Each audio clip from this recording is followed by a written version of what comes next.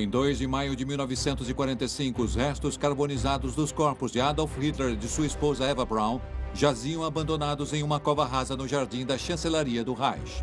O odiado regime nazista tinha finalmente sido derrotado. Mas para as vítimas que sobreviveram ao nazismo, a busca por seus bens e propriedades roubadas tinha apenas começado. Foi certamente um dos maiores roubos em massa da história. Foi organizado pelo Estado nazista e tentaram obter tudo o que pudessem, especialmente dos judeus. Tivemos todas as propriedades judaicas, o dinheiro judeu, todo ele roubado. E ainda tem gente que está tentando fazer com que obras de arte voltem para os donos de direito e que propriedades voltem a ser de seu domínio. Não foram só bens e propriedades roubadas que foram subtraídas. Muitos criminosos de guerra nazistas também pareciam ter sumido do mapa. Existia um movimento clandestino que foi criado para ajudar os nazistas de alta patente a escaparem. Muitos deles continuaram tendo uma vida normal depois da guerra. As sentenças deles foram, em geral, muito brandas e eles foram perdoados rapidamente. Muitos daqueles que ajudaram a financiar Hitler ou usaram trabalho escravo durante a guerra receberiam uma simples reprimenda. Enquanto milhões de suas vítimas ainda estão buscando justiça e compensação até hoje. Se você quiser saber onde o ouro nazista está, é só pegar um avião para Zurique e ele vai estar sob as ruas.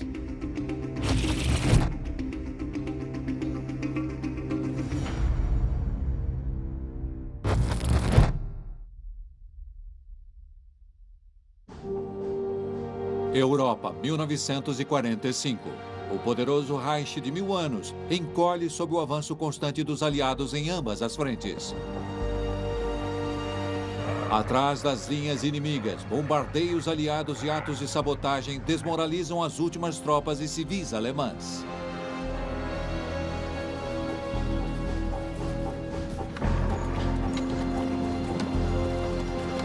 A obsessão doentia de Adolf Hitler por conquista e dominação transformou toda a nação num pesadelo.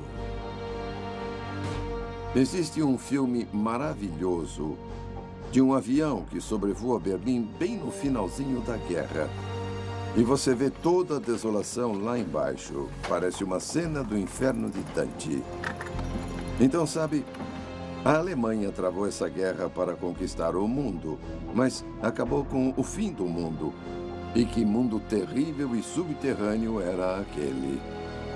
O povo estava sem teto. As pessoas eram refugiadas indo para todo lugar. E também tinham as tropas se retirando. E era uma situação muito complicada, muito difícil, uma situação muito violenta. Era uma época em que as pessoas conseguiam esconder qualquer coisa se quisessem. Mas, muito antes da luta final e desesperada por Berlim, os nazistas estavam tomando medidas para esconder toda a riqueza que tinham roubado de suas milhões de vítimas. Em 6 de abril de 1945, policiais militares americanos pararam 2 mulheres que desrespeitaram o toque de recolher nas proximidades da cidade de Merkers, uma região mineradora a algumas horas ao nordeste de Frankfurt, no centro da Alemanha. Por ambas mulheres serem francesas e não conseguirem se comunicar, os americanos decidem levá-las ao posto de comando para encontrar um colega que falasse francês. No posto de comando, eles descobrem que uma das mulheres está grávida e precisa com urgência de um médico. Decidem levá-las para a cidade. A caminho de Merkers, ao passarem pela mina de sal de Kaiseroda, uma das mulheres faz uma revelação surpreendente aos soldados americanos. Então uma dessas mulheres começa a dizer: naquela mina ali tem uma quantidade absurdamente grande de tesouros. Daí esses 3 soldados americanos relatam isso para seus superiores. Eles entram na mina e ela parece a caverna do Aladim.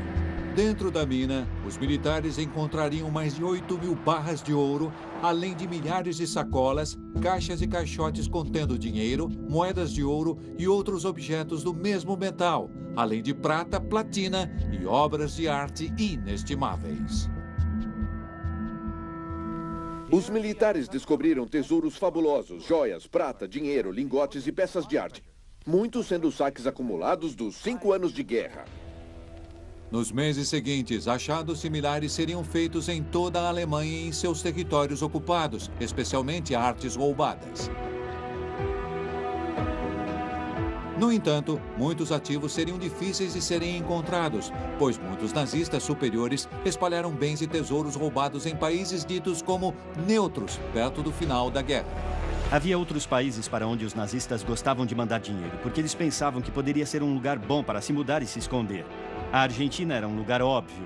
E outro lugar que a gente subestima é a Espanha. Muito dinheiro foi para a Espanha e foi para grandes empresas holding, que eram basicamente lavagem de dinheiro para os nazistas. A América do Sul provou ser particularmente acolhedora e hospitaleira para criminosos de guerra nazistas em fuga. Em muitos casos, havia grandes comunidades alemãs que estavam nesses locais desde o século XIX, então era um bom lugar para eles se misturarem. O Eichmann conseguiu fugir para a Argentina.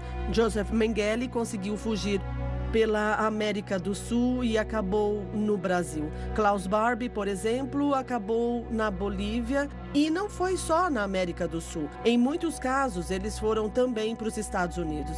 Precisamos lembrar que Juan Perón e a esposa dele eram fascistas. E, bom, eles gostavam dos nazistas. E eu acho que a Argentina só declarou guerra à Alemanha nazista quase um mês antes da guerra acabar, só para parecer que eles estavam do lado certo.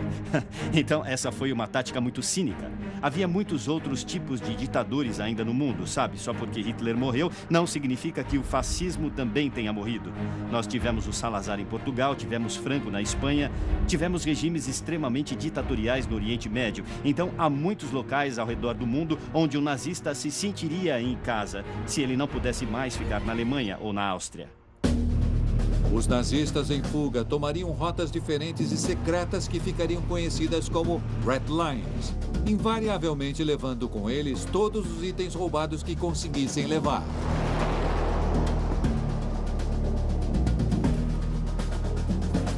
Alguns escapariam pela Dinamarca, alguns conseguiriam escapar pela Espanha, mas acredito que uma das rotas que são mais conhecidas e que eles tomavam era a que passava pela Alemanha, pela Áustria, pelos Alpes e pela passagem de Brenner. E depois passavam por Alto Adige, Itália dentro, e por cidades como Bolzano e Murano.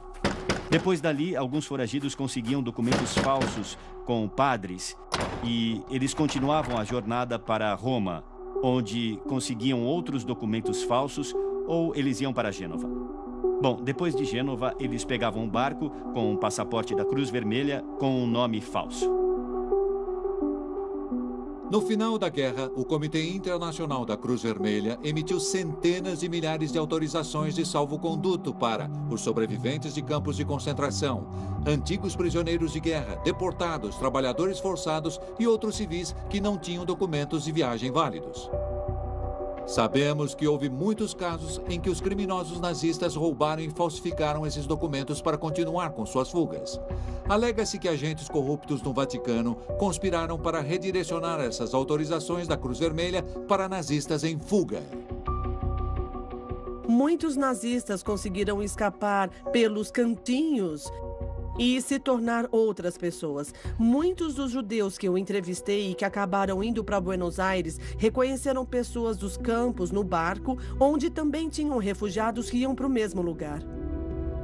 Não é possível saber se o Vaticano ajudou como organização. Não era a política do Papa ajudar os nazistas a escaparem, mas houve membros do Vaticano, padres e até mesmo um bispo chamado Luigi Rudal, que ajudou ativamente vários nazistas a fugirem, fornecendo para eles documentação. Nos arquivos de Santa Maria dell'Anima, em Roma, que era onde o bispo Rudal morava e trabalhava, encontraram cartas enviadas para ele por antigos nazistas que diziam: "O senhor pode me ajudar?" Dizem que muitos desses nazistas fugitivos viveram o resto de suas vidas protegidos e financiados por uma organização secreta conhecida como Organização de Antigos Membros da SS ou Odessa. E essa Odessa foi financiada por grande parte da riqueza saqueada que os nazistas tinham escondido e transferido para o estrangeiro. Eu conversei com nazistas nazista um homem chamado Erich Priebke, que acabou sendo preso em Roma e continuou lá até a sua morte recentemente. E eu conversei com ele sobre a fuga dele para a Argentina e ele disse para mim, escuta, não existe nenhuma Odessa. Eu queria que existisse uma Odessa porque assim eu teria algum dinheiro. Muitos nazistas foram para a Argentina e eram muito pobres, mas outros eram muito ricos. Então isso mostra para nós que alguns nazistas ficavam com tesouro e outros não ficavam com nada.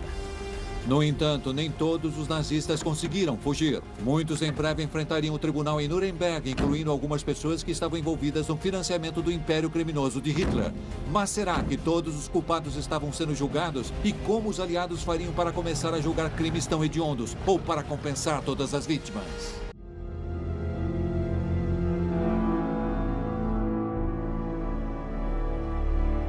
Em maio de 1945, os aliados erroneamente liberaram alguns prisioneiros políticos nazistas, entre eles 2 notórios na trilha do dinheiro de Hitler, o industrial Fritz Thyssen e Hjalmar Schacht, o antigo líder do Reichsbank e o cérebro por trás do rearmamento militar da Alemanha.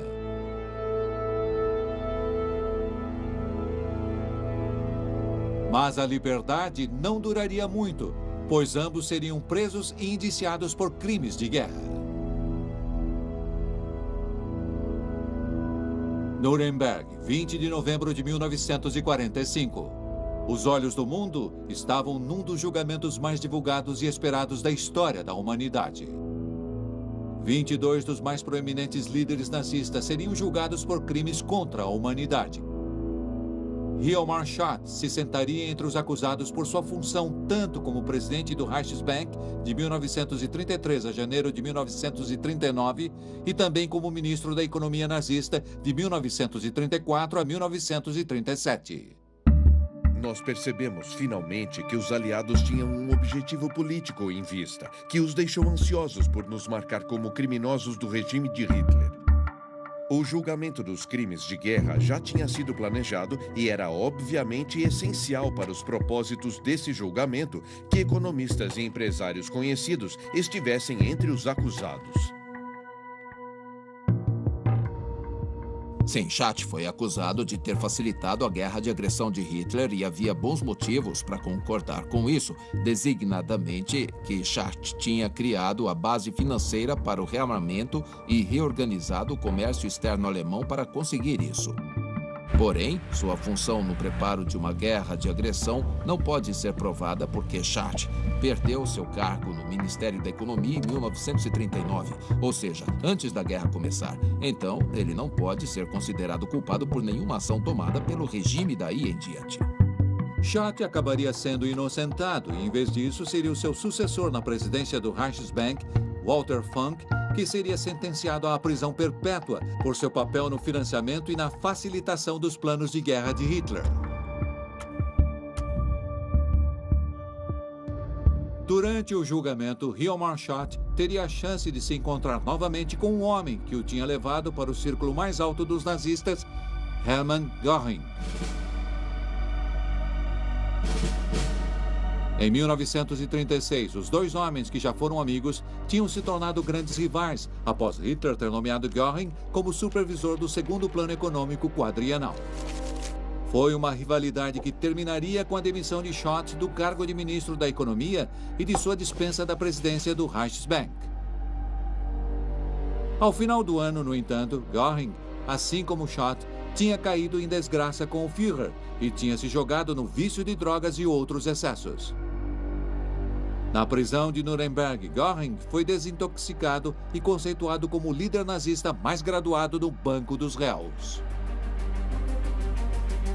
Eu, pessoalmente, sempre vi o Göring como o pior dentre todos os acusados, devido à sua origem digna e às circunstâncias confortáveis. Mas no julgamento de Nuremberg, Göring mostrou grande coragem, tanto no seu comportamento quanto em suas exclamações quase inaudíveis.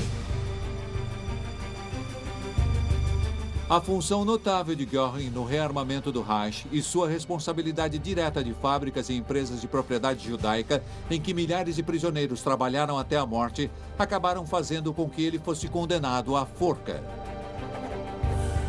Mas até ele escaparia da justiça ideal, já que ele optou pela saída dos covardes e cometeu suicídio com uma cápsula de cianureto na véspera de sua execução. Esse foi o fracasso final de Nuremberg.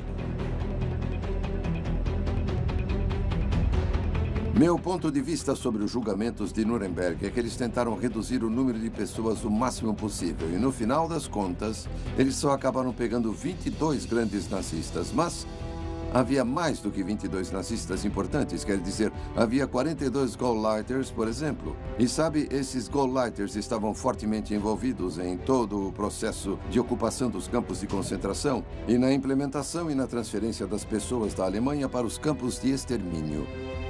É claro que eles deviam ter participado do julgamento, mas não se livraram disso. Assim como muitos financistas de Hitler, incluindo Gustav Krupp von Bohlen, o maior produtor de armas e a mente por trás do fundo de Adolf Hitler, que vários industriais usavam para fazer generosas contribuições ao partido nazista e ao próprio Führer.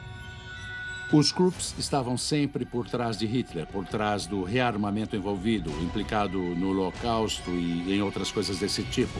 Então, não era tudo feito por Gustav Krupp, mas muita gente pensava que era. E no final da guerra, os americanos também acharam isso e foram à procura dele, tentaram prendê-lo e tudo o que acharam foi um pobre velho senil acamado. Considerado inapto para comparecer ao julgamento, o processo contra Gustav Krupp von Bohlen und Bausch seria indeferido. Em vez disso, seu filho Alfred, que tinha conspirado com a SS para escravizar trabalhadores recrutados para operar nas fábricas Krupp durante a guerra, seria acusado no lugar dele.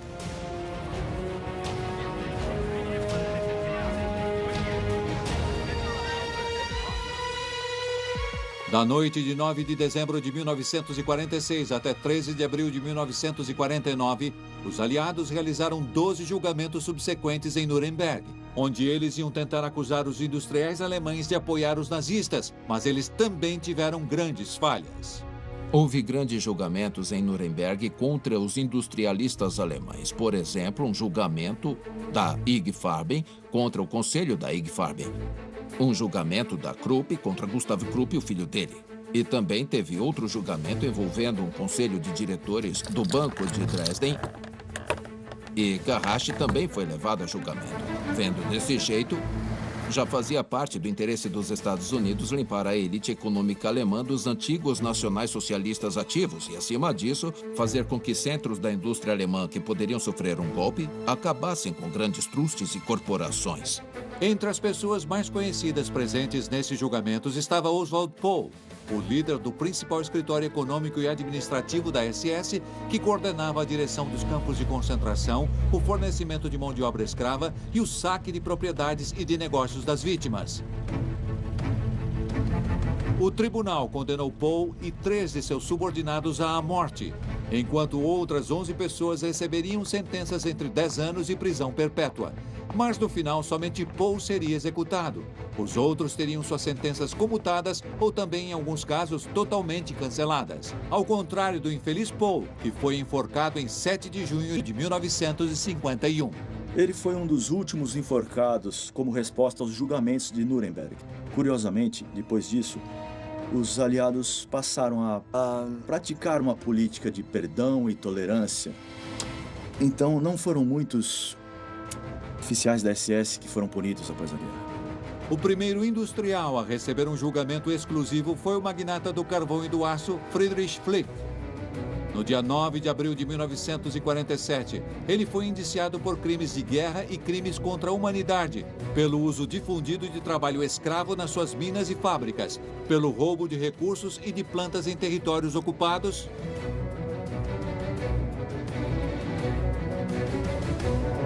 e, por fim, mas não menos importante, pelo financiamento do Partido Nazista e da SS. Ele seria sentenciado a apenas 7 anos de prisão. O segundo maior julgamento de um industrial foi realizado do dia 27 de agosto de 1947 até o dia 30 de julho de 1948, que seria contra a IG Farben, um enorme cartel químico que era parceiro de crime dos nazistas e fornecia à máquina de guerra alemã gasolina sintética, borracha e o pesticida infame Zyklon B, que foi usado para massacrar milhões de judeus. A IG Farben era o maior grupo alemão e era também o grupo que usava o maior número de trabalho forçado, seja de mão de obra forçada de civis ou de prisioneiros em campos de concentração.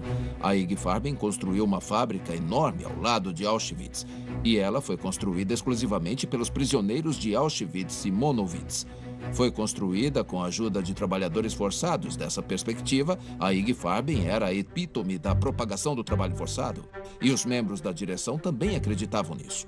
Dos 24 executivos da IG Farben acusados, 11 seriam absolvidos, enquanto os outros receberiam sentenças que variavam de 8 anos a apenas 18 meses. Isso por desenvolver e fornecer artigos e produtos químicos usados para massacrar milhões de pessoas. O veredito dos industrialistas, assim como o veredito dos oficiais da SS em geral, que cuidavam dos campos e dessas indústrias, foram muito brandas. Eu acho que houve poucas pessoas na indústria em geral que foram presas. O julgamento dos industriais foi uma farsa completa, porque eles libertaram todos os diretores dessas empresas grandes, afirmando que eles apenas estavam cumprindo ordens. E antes que você notasse, todas as grandes empresas do período nazista se tornaram as maiores empresas da Alemanha no período pós-guerra. Os julgamentos de Nuremberg não seriam as únicas ocasiões nas quais os nazistas enfrentariam acusações sobre seus crimes. Por todo o país e em antigos territórios ocupados, tribunais civis julgariam vários antigos nazistas e colaboradores, num processo que ficou conhecido como desnazificação. Como Nuremberg, porém, a desnazificação não fez mais do que um arranhão na superfície da enraizada infraestrutura nazista. Os aliados concordaram em desnazificar o povo alemão e retirar todos os antigos nazistas, não somente da liderança do Estado, da administração pública e do judiciário, mas também do controle da economia. Então, os americanos já tinham criado listas de empreendedores alemães e membros de conselhos alemães que eles queriam interrogar em qualquer caso e depois, se fizesse sentido, detê-los. E foi o que eles fizeram. Quando consideramos o processo de desnazificação e as consequências para os parceiros e financiadores de Adolf Hitler, encontramos uma série de casos curiosos de indulgência. Max Ehrmann, por exemplo, o homem que gerenciava um império editorial que fez de Hitler um dos homens mais ricos do mundo, seria condenado a 10 anos de serviço comunitário. Ele seria liberado após cumprir apenas 5. O fotógrafo pessoal de Hitler, Heinrich Hoffmann, cujas fotografias valeram ao Führer milhões em direitos e quem faria uma fortuna para si vendendo artes roubadas, seria sentenciado a apenas 4 anos de prisão. É revoltante quando se pensa nisso. E o número de pessoas que foram julgadas não foi grande. E eles diziam que o programa de desnazificação era o que eles chamavam de certificado Persil.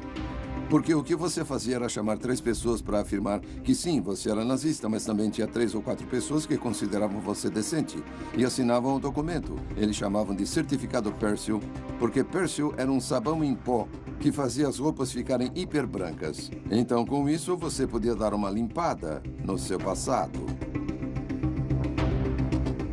Hoffmann tornou-se garoto propaganda do cinismo e da ineficiência com que as autoridades alemãs do pós-guerra executaram a desnazificação. Pouco antes de falecer pacificamente aos 72 anos de idade, ele recuperaria uma parte considerável de sua coleção de arte roubada. Uma coisa parecida aconteceria com vários industriais e empresários que apoiaram e financiaram o regime nazista.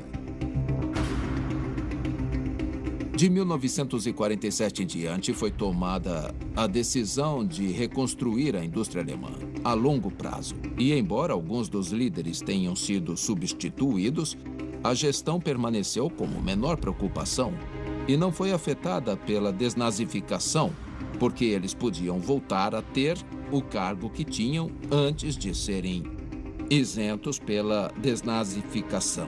No dia 11 de setembro de 1949, o presidente dos Estados Unidos, Harry S. Truman, indicou John J. McCloy como novo alto comissário americano na Alemanha ocupada.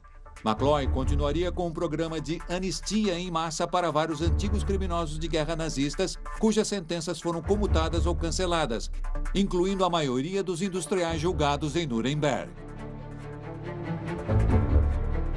Eles foram perdoados porque os Estados Unidos e outros aliados do Oeste normalizaram o relacionamento deles com a República Federal da Alemanha e depois, praticamente, como preço por essa normalização e pelo início do rearmamento da República Federal e pela reintegração da República Federal num sistema contratual estável. Eles também estavam dispostos a libertar os antigos nazistas das punições dos aliados.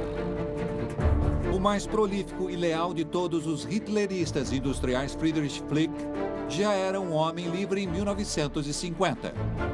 Além de conseguir recuperar todas as suas antigas empresas situadas na Alemanha Ocidental, ele também investiria em várias empresas em desenvolvimento e se tornaria o maior acionista da Daimler-Benz. Acabou se tornando provavelmente o homem mais rico da Alemanha Ocidental e deixou um império de 330 empresas com um faturamento de 8 bilhões de marcos alemães ao falecer em 1972.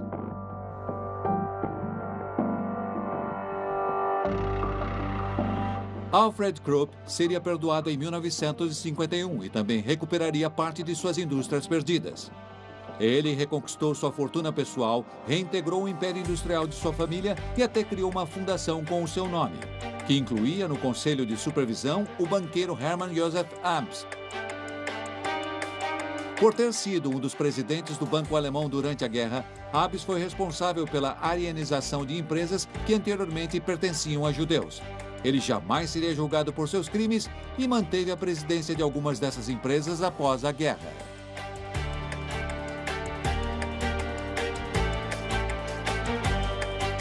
Mas o maior escândalo foi que alguns condenados no julgamento da IG Farben também receberam o perdão da comissão de McCloy.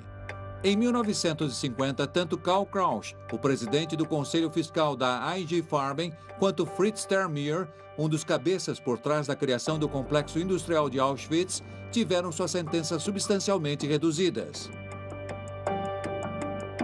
No ano seguinte, foi a vez dos gestores da fábrica de Auschwitz, Otto Ambros e Walter Durfeld, serem perdoados e imediatamente libertados das suas sentenças de 8 anos de prisão. Assim como Flick e Krupp, quase todos os criminosos de guerra da IG Farben retornariam ao mundo empresarial alemão pós-guerra e ocupariam posições importantes em várias empresas e instituições bancárias.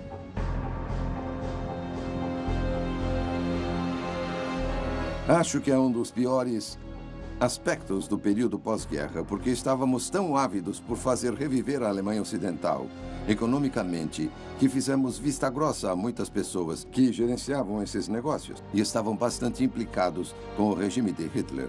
Pelo que sabemos, eles também estavam envolvidos com o trabalho forçado. As subsidiárias americanas da Opel GM e da Ford Werk, sediadas na Alemanha, também estavam entre as que utilizaram mão de obra escrava durante a guerra. Apesar de alegarem não ter o controle de suas filiais alemãs, as empresas americanas fariam de tudo para tentar colocar as mãos nos lucros obtidos na Alemanha durante esse período. Então a Ford e a General Motors tinham um enorme problema nas mãos no final da Segunda Guerra Mundial. Eles estavam com lucros que se acumularam nas unidades da Opel e da Ford Werk na Alemanha. E o outro problema que enfrentam é que o marco alemão tinha agora uma taxa de câmbio desproporcionalmente baixa em relação ao dólar americano. Então, como eles poderiam obter esses lucros nos Estados Unidos, política ou mesmo economicamente? Essa questão se arrastou por anos. Nos anos 50, tanto a Ford quanto a General Motors tentam repartir os seus lucros e em alguns casos conseguem êxito, mas conseguem com um enorme desconto.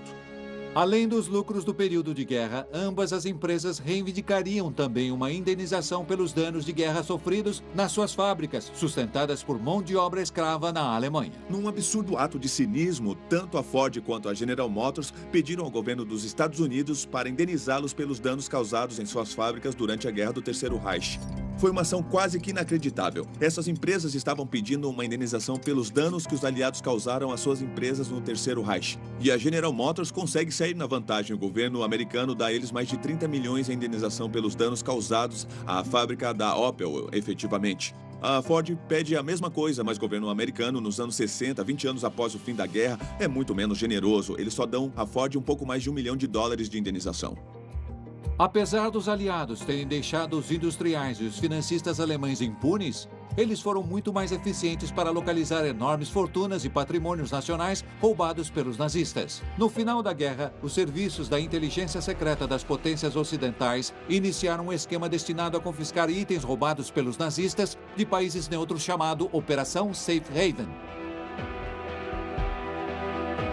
A Operação Safe Haven foi uma operação secreta meio que liderada pelo Escritório de Serviços Estratégicos dos Estados Unidos, que foi o precursor da CIA, e ela foi criada para impedir a realização de toda a lavagem de dinheiro no mundo todo que os nazistas estavam fazendo.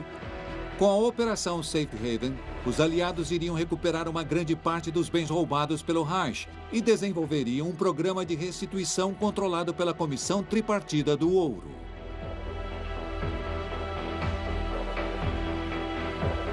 A Comissão Tripartida do Ouro foi criada para redistribuir, para devolver o ouro que os nazistas tinham roubado. Mas assim que os países entraram na esfera soviética, eles foram de alguma forma punidos porque o ouro não voltou para eles. Então, em alguns casos, nós vimos o ouro tripartido voltando para alguns desses países nos anos 90 porque houve geopolítica envolvida. Houve uma campanha no início para retirar 10% da capacidade industrial da Alemanha e enviá-la para a União Soviética como indenização. Foi assim que as indenizações foram concebidas, não para enviar dinheiro a alguém, mas para dividir o dinheiro entre os locais. Além do ouro, o segundo produto mais saqueado na Europa ocupada pelos nazistas era a arte. Os exércitos aliados montavam equipes especiais durante a guerra e elas tinham o trabalho de proteger separadamente os itens culturais dos estados ocupados da Europa, registrá-los e depois registrá-los de novo com a ajuda de museus e de pessoas desfavorecidas.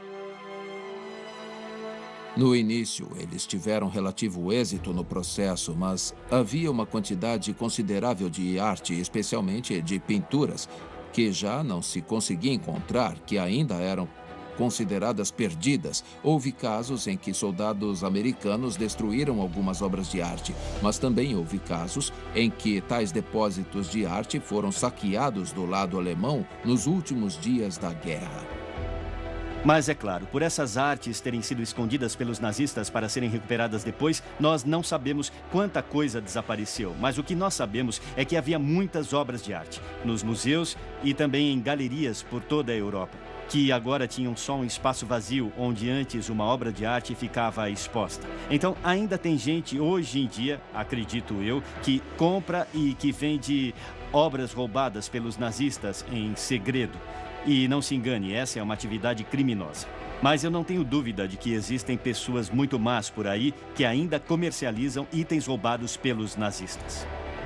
Mas seriam as vítimas do nazismo que encontrariam os maiores obstáculos para recuperar seus bens e posses de direito no período pós-guerra. Muitos historiadores e pesquisadores tentaram estimar o valor de itens, propriedades e posses roubadas durante os 12 anos do reinado de terror dos nazistas. Apesar de uma parte desses bens terem sido recuperados, ainda há muita coisa perdida, o que leva a teorias de conspiração, caçadas por tesouros e pela procura contínua do ouro perdido nazista. Normalmente nós ouvimos histórias sobre o tanto de ouro que foi encontrado em um lago chamado Toplitz, mas nunca ninguém encontrou ouro lá. E também houve um boato sobre um trem cheio de ouro que estava dentro das montanhas polonesas. De novo, essa história nunca foi comprovada como verdade. Acho que tem muita bobagem escrita sobre o ouro nazista e o que o povo fala parece coisa de filme de suspense. Mas eu suspeito sim que deve ter algum ouro que foi escondido. E eu suspeito que se é para esse ouro estar em algum lugar, está sob as ruas de Zurique, de Genebra, escondido em um banco suíço. Não há dúvidas de que a Suíça neutra teve um papel gigantesco nos roubos de arte e de fortunas de famílias durante a Segunda Guerra Mundial. O sigilo do sistema bancário suíço permitiu que o regime nazista lavasse muito dinheiro e ouro saqueados de suas vítimas.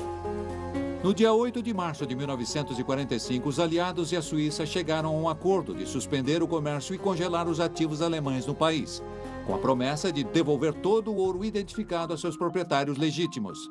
Mas houve uma grande dificuldade para discernir quem eram os proprietários legais, já que os nazistas tinham feito de tudo para apagar seus rastros e impedir a identificação. Esse foi outro cuidado que os nazistas tiveram que ter para conseguir se proteger. Quer dizer, eles derreteram novamente todo o ouro e colocaram marcações alemãs no ouro, então ninguém sabia direito a quem pertencia aquele ouro. No final da guerra, quando os herdeiros das vítimas foram tentar reivindicar esses ativos, os bancos pediram a eles as certidões de óbito para provar que os beneficiários efetivos tinham falecido. A resposta muitas vezes foi: bom, Auschwitz e Dachau não deram para nós nenhuma certidão de óbito. Então não tinha jeito de provar essas mortes e os banqueiros suíços só disseram: sinto muito, mas não tem nada que possamos fazer. Requerentes e parentes dos milhões que faleceram nos campos de extermínio nazistas tiveram dificuldade na tentativa de pressionar os bancos suíços a liberarem informações sobre suas propriedades no período de guerra, especialmente, pois a Suíça usou o início das hostilidades da Guerra Fria para interromper a maior parte dos processos de restituição. Tínhamos essas propriedades que, na verdade, pertenciam a outras pessoas. E mesmo assim, eles nunca foram repatriados. De novo, por quê? Em parte devido ao medo da Guerra Fria. Diziam: não podemos levantar essa questão agora. Tivemos toda a propriedade dos judeus, todo o dinheiro deles, totalmente suprimido nessa época. É um grande escândalo. Um grande escândalo esses bens não serem retificados no período pós-guerra. Só depois que o Muro de Berlim foi derrubado em 1989, que milhões de documentos relacionados à Segunda Guerra Mundial seriam divulgados tanto no lado oriental quanto ocidental e trariam novas provas sobre o envolvimento de instituições financeiras e corporações mundiais na trilha do dinheiro de Hitler. Foi só depois, na gestão de Clinton, que houve um impulso para o pagamento de indenizações das indústrias às vítimas que tinham vivido como sobreviventes durante os últimos 20, 30 anos. Isso aconteceu mais ou menos na década de 90. Esse fato marcou uma nova fase. Esses documentos mostram que a neutralidade que a Suíça afirma ter na Segunda Guerra Mundial era pura bobagem. Esses documentos também mostram que esses carregamentos foram feitos por caminhões que tinham a insígnia da Suíça carimbada. Em outras palavras, que eles utilizaram efetivamente o transporte suíço, que as barras de ouro foram claramente identificadas como sendo provenientes da Alemanha. Essas audiências do Congresso dos Estados Unidos serviriam de base para vários processos judiciais interpostos por vítimas do nazismo que ainda queriam justiça e indenização. Organizações como o Congresso Judaico Mundial e a Agência Judaica Mundial assumiriam as causas dessas vítimas.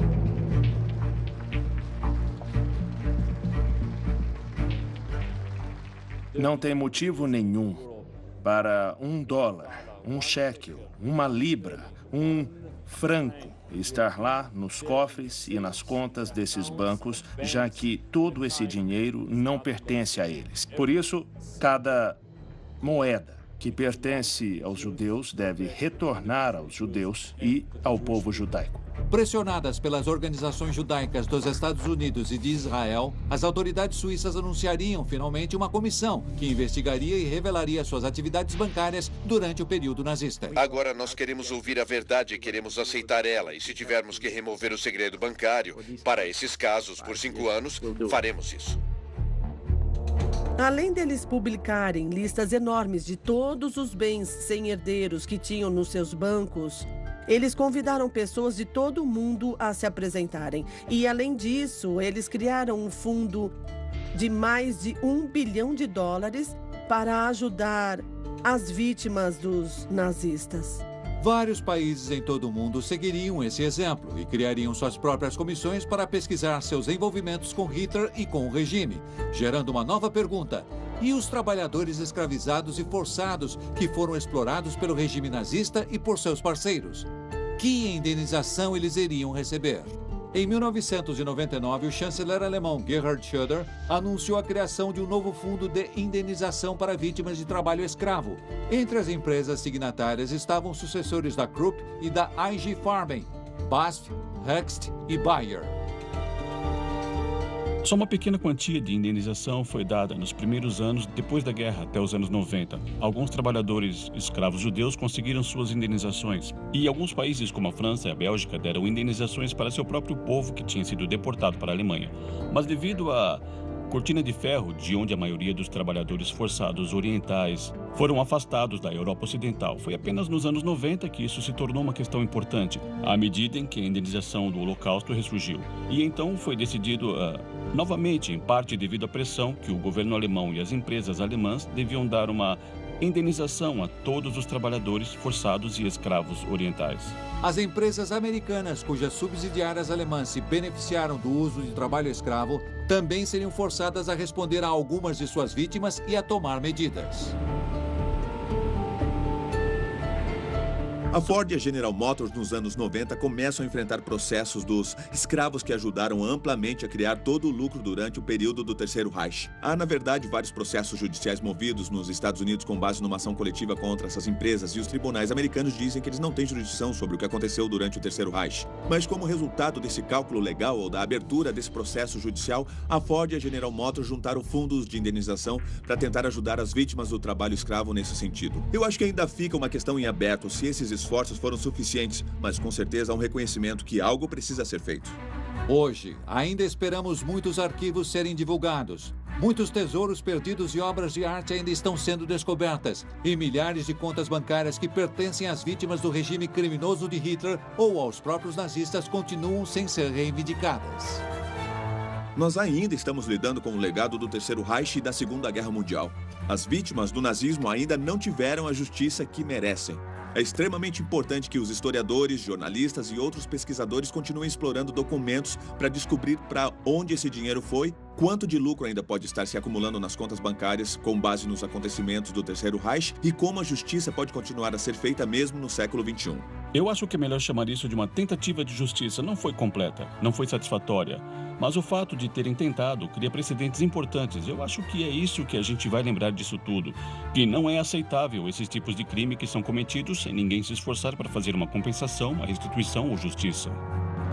Ele foi um péssimo estudante, um artista fracassado, sem teto por muitos anos e cabo do exército amargurado que, por um capricho trágico do destino, foi capaz de mentir, enganar e barganhar o seu caminho até o poder, antes de desencadear o assassinato e a miséria de milhões de pessoas. Mas ele não fez tudo sozinho. Atrás dele havia muitas pessoas que financiaram a sua ascensão ao poder e lucraram voluntariamente com o negócio da guerra, com o saque de todo um continente, com mão de obra forçada e com a morte de milhões de inocentes. Adolf Hitler optou pela saída dos covardes, mas muitos dos que o ajudaram no maior roubo da história nunca foram responsabilizados. Eu acho que é impossível fazer uma estimativa de quanto os nazistas roubaram. Quer dizer, o que você quer incluir nesse cálculo? Quer incluir todo o ouro que eles roubaram dos países ocupados? Todos os nativos que eles roubaram de bancos suíços? As propriedades e empresas que eles roubaram? As obras de arte que eles saquearam? Essa lista é enorme e vai cada vez mais longe. Foi um roubo terrível que as pessoas ainda tentam calcular. Será que as pessoas ficam mais aliviadas ou não por saber que essas ações não foram tão rentáveis, mas que eles roubaram mesmo assim? Se você entende isso, você entende o Terceiro Reich. Se você pensa que eles fizeram isso só pelo lucro, você nunca vai entender o Terceiro Reich.